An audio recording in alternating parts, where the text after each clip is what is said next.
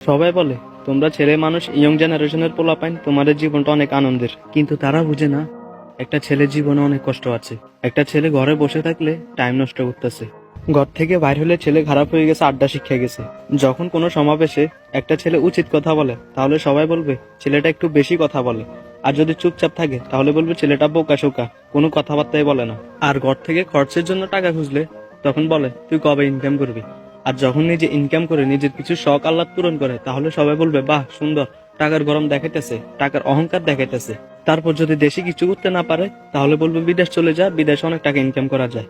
আর যখন বিদেশ থেকে ফেরার সময় টাকা ইনকাম করে না আনতে পারে তাহলে বলবে এই কারণে বলছে দেশে থাক, দেশে অনেক টাকা ইনকাম করা যায়।